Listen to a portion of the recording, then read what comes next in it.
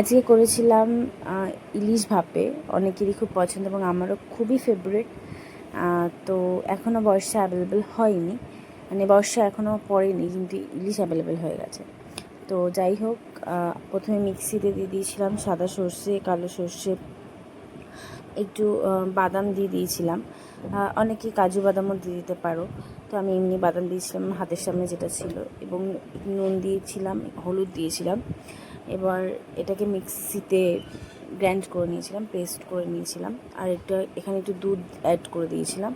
এখানে টক দই অ্যাড করলেও খুব ভালো লাগবে, বাট আমি দুধ অ্যাড করেছিলাম। পেস্টটা এরকম এসেছে। তো এর ওপরে ভালো করে মাছগুলোকে মাখিয়ে নেবো এটার সাথে।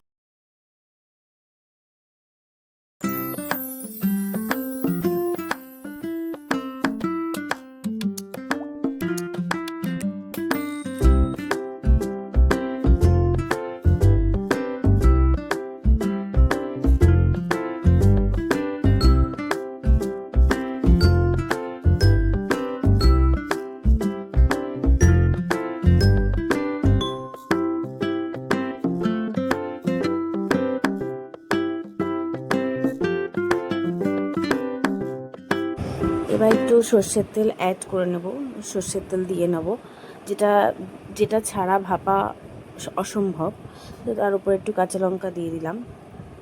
তো তারপরে সেটাকে ঢাকা দিয়ে ভালো করে ভাপে বসিয়ে দিলাম একটু সাজিয়ে।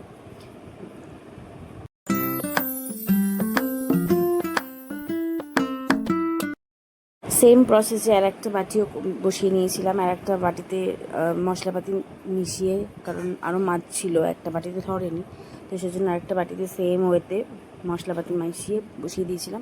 খেতে কিন্তু